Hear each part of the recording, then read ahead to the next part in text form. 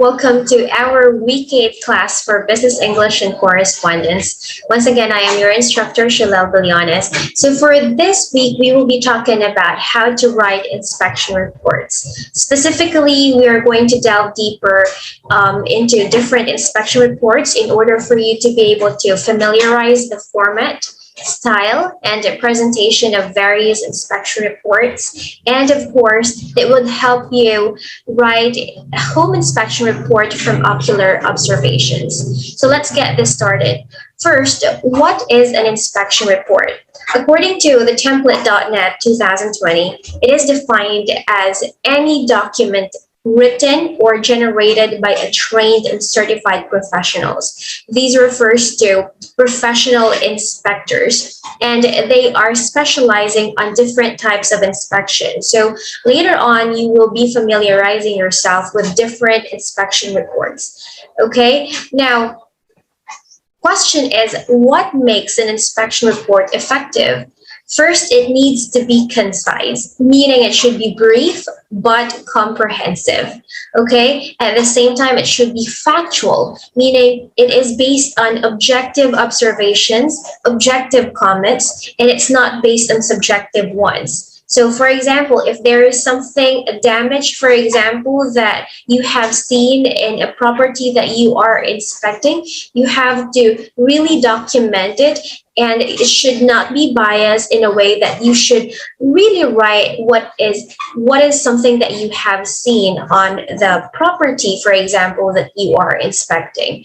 Next, it will be well structured in a way that it could be understood by your target readers. Okay, you have to understand that sometimes your clients are not in your same company. So if you are used to using acronyms or technical terms in your company, you have to understand that you have to define it, because considering the type of audience that you have. So it would be well structured in a way that it should be understood. Again, avoid technical terms. You have to define them, especially if your audience are not within your organization or within your company.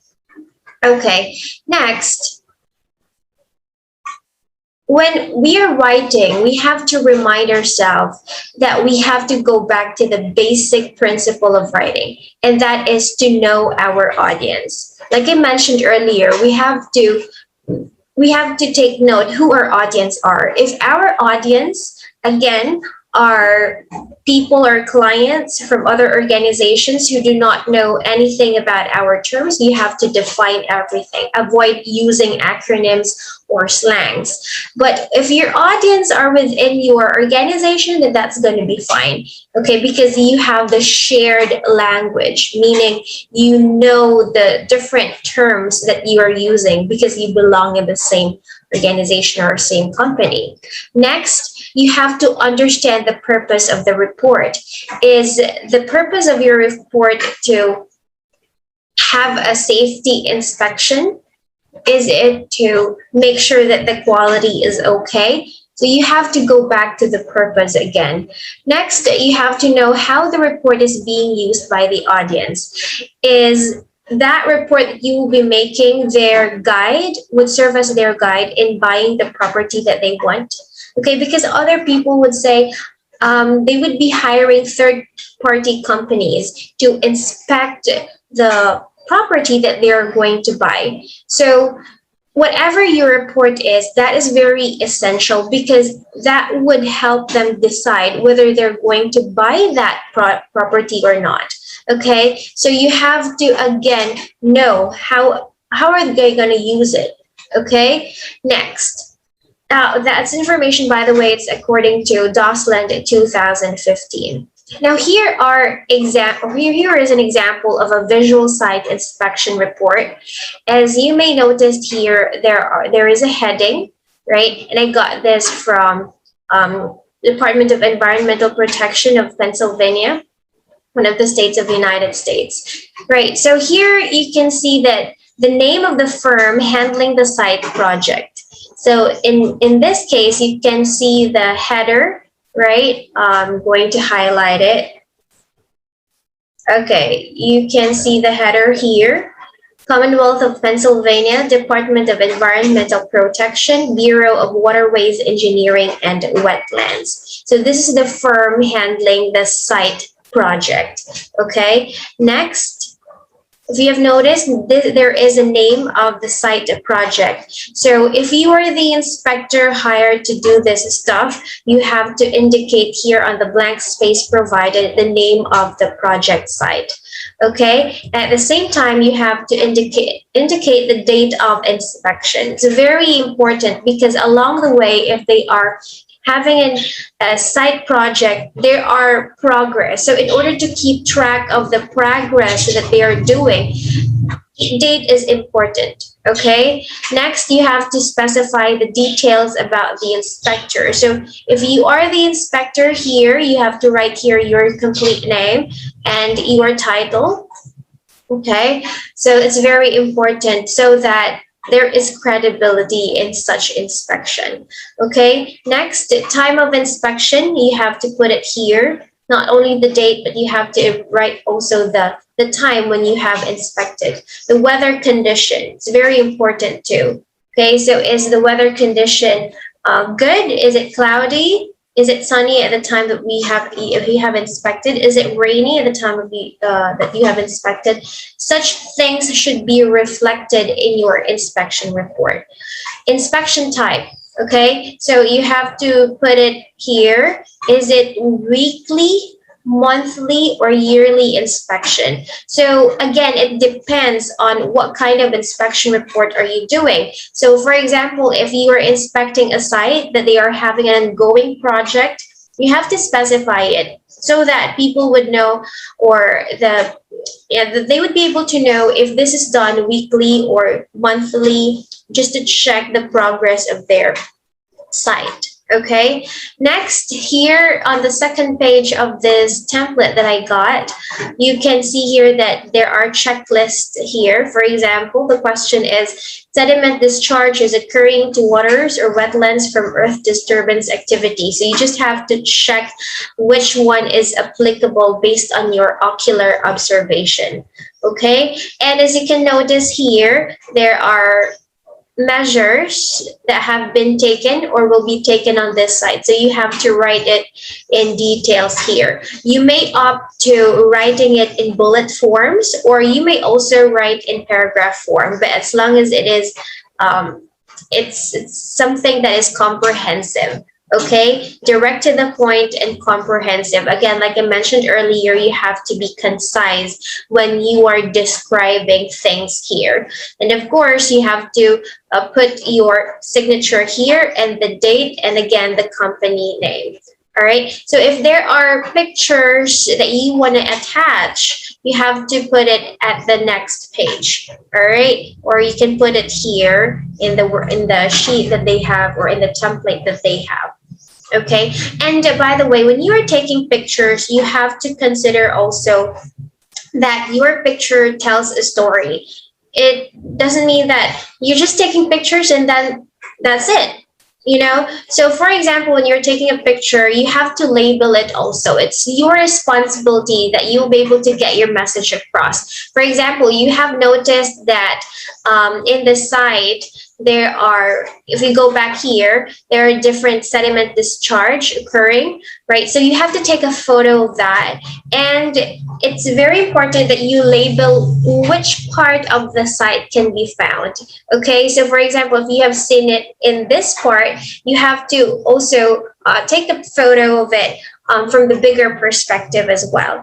Okay, so that if the person, designated person, will be looking at your report, they would be able to understand which part of the site is this proper, or is this condition occurring. Okay, so you have to make sure again that your words are descriptive. At the same time, it should be coupled with photos that would help the target audience understand your report.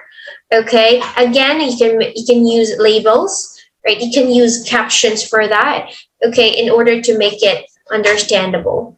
Okay, so here is, you can see the progress or observation. You can put it here, like I mentioned, and the other relevant things that you need to inspect in the site.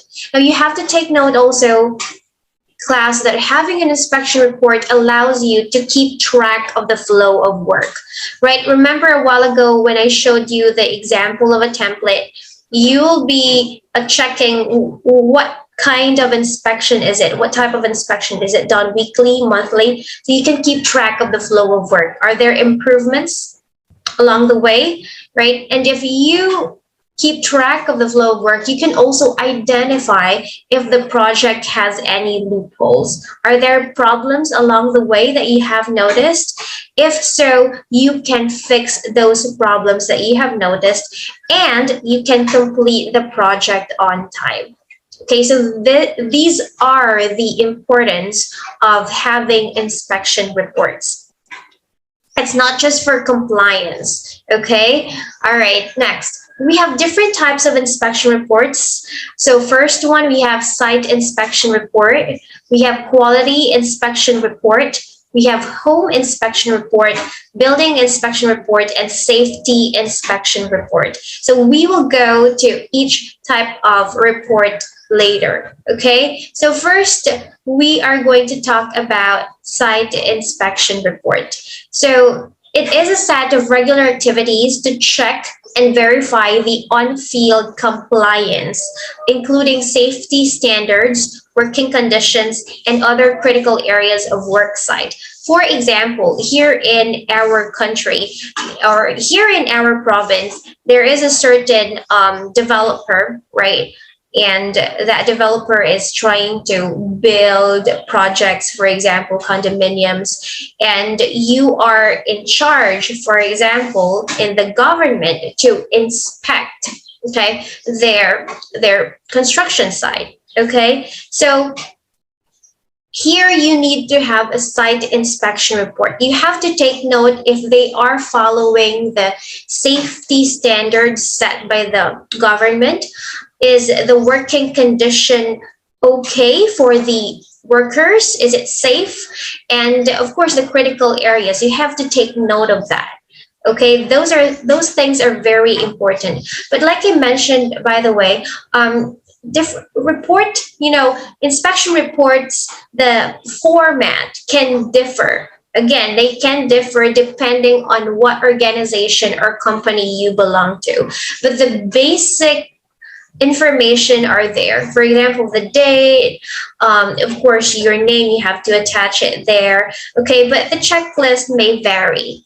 All right. What's important is that you know the skill of how to write comprehensive descriptions, concise descriptions. Okay, that's one thing that I want you to develop within you.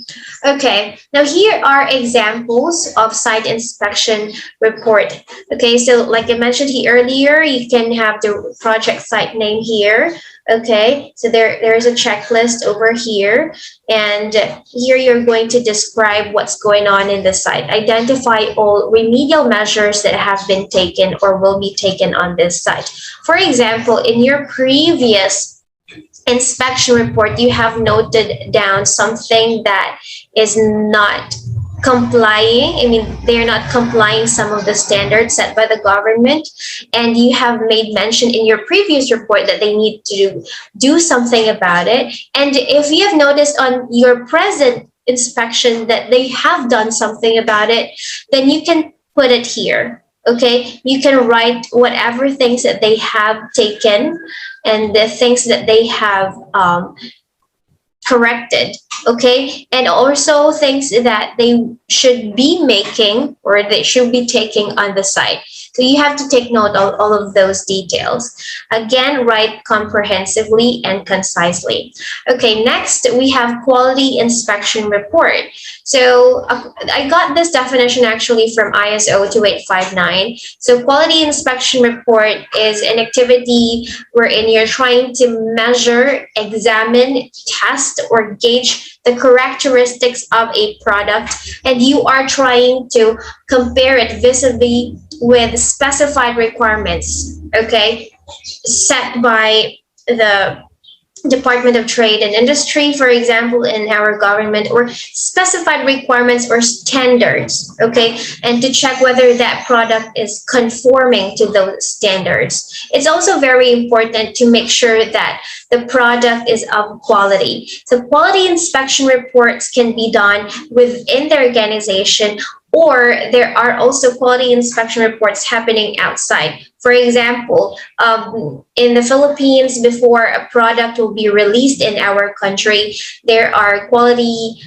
inspectors to make sure that the quality is okay. So they're gonna check it. So they are called third-party inspectors. Okay, so the government would have its own quality inspectors, or they can hire somebody from other companies to inspect on a certain product. Okay, now, like I said, this is what I mentioned earlier. You have to be objective when you are an inspector. Okay, now here is an example of quality inspection report. You have to write here your name as an inspector, right? Okay, or the name of the product, by the way, distributor, marketer name, manufacturer name, installer name, dealer name, address, telephone number, date installed, inspected by, you have to write your name here, and the date when you have inspected such thing. So for example, manufacturing requirements. Question here is, does the material used in the installation meet the Zodiac product non-conformity standards as described in the Zodiac product non-conformity identification document? If yes, you have to tick yes. If no, you have to tick no. If it's not applicable, then you have to tick it. Okay, as you have noticed, this is just checklist, but at the end of this report, you have to take note of some product issues, right, that you have noticed. You can write this in bullet form. Again, write it comprehensively. Okay, if there is a need for you to attach pictures as a proof, then do so. Again, make some captions and labels. Okay, next we have home inspection report. It is an objective visual examination of the physical structure and systems of a house, from the roof to the foundation. A lot of people, before buying a certain home, for example, they are hiring some inspectors to check whether, or to check the condition of the home or the house that they want to buy. So whatever report that they will be receiving from an inspector, that would serve as their basis in order to decide whether they are going to buy that property or that house or not. Okay, so again, the role of the inspector here is very important, and the inspector here should be objective when trying to inspect the house. Usually, home inspection it would only take 2 hours. Okay. It depends, actually. It also depends on how big the house is, but normally it's like 1 to 2 hours inspection. And after inspecting, it is necessary for the inspector to give its report 24 to 48 hours after the inspection. Okay, all right. So for home inspection report, different phases of the house are being inspected. For example, I just only took the exterior component report. So there's also the air conditioning, the plumbing, the interior component of the house, and so on. I just got one example of this. For my reference later that I'll be showing to you, you can actually get the whole examples of template, but I'm going to share it with you also in our GC. Okay, so exterior component report, you have to write here your company slogan, if you do have your company address, your phone number, or your email, right? And the customer's name here, property address. If you have noticed here, you are taking note of all of the exterior components, from wall cladding, shutters. Okay, here you have to tick all of the applicable ones. Okay, condition of components here, you have to tick which one is applicable. And then you have to write your observation here. Okay, So again, be honest with what you have observed. Always take note that a house is not perfect, Okay. If we are imperfect, how much more houses? Okay. You really can see some imperfections if you are inspecting a house. So you have to be honest enough in declaring whatever you have observed, and you have to couple it with pictures that are also understandable. Okay. You can take a picture from you can zoom in the problematic area of that home, for example, and you can zoom out just to know which part of the house can it be found. Okay, so that's how you're gonna do it. All right. Now we have also building inspection report. It means the review of actual building construction in the field to determine compliance with the country's building code and permitted construction plans. This is also important to ensure that the building is safe for people who are going to inhabit it or for people who are going to be visiting that building. So this is an example of building inspection report.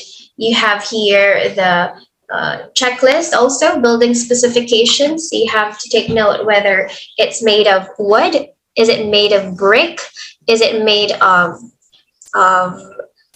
something different. Okay, you also have to take note of the type of building over there.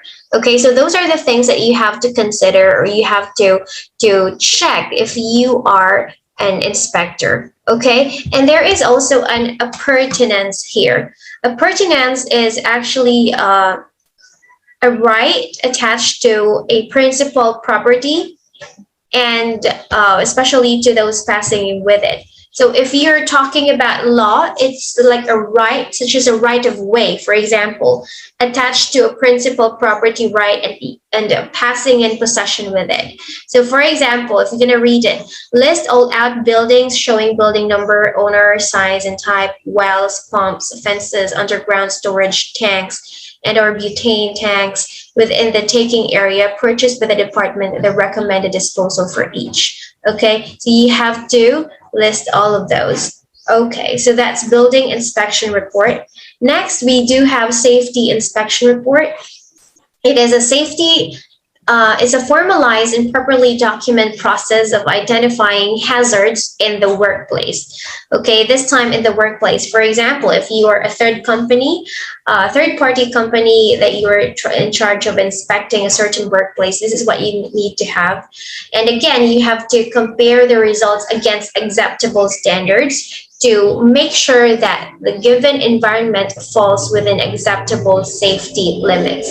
All right. So there are also times wherein the company itself has their own safety inspector. So if you are a safety inspector of that certain company within the company, you have to be honest enough to declare what are the things that you have found out in order to ensure safety of the people working in there. Okay. Next, these are the templates. Okay, for the safety inspection report.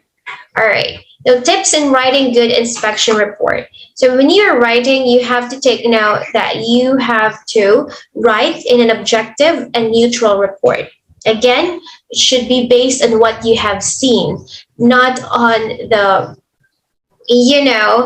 subjective things. Like there are cases wherein inspectors are paid by, especially for quality inspection reports, right? They are paid by a certain manufacturer just for them to be having a passing score when the inspector has inspected their product, whether it has met the quality. Okay, so in that case, you should not be tempted by money.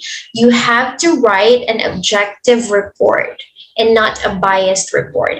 Okay, structure your report logically in a way that can be understood from the very first part. For example, if you're inspecting the house, you have to start off with the exterior, okay, interior, and so on, or something depending on your organization. But it's something that should be logical. Okay, make proper citations. What do we mean by that? If there is a person, for example, you're doing a home inspection report, and at that time there are neighbors in the area who are also there, and they're telling, you know what, this construction is actually, or this house was made in the year blah blah blah.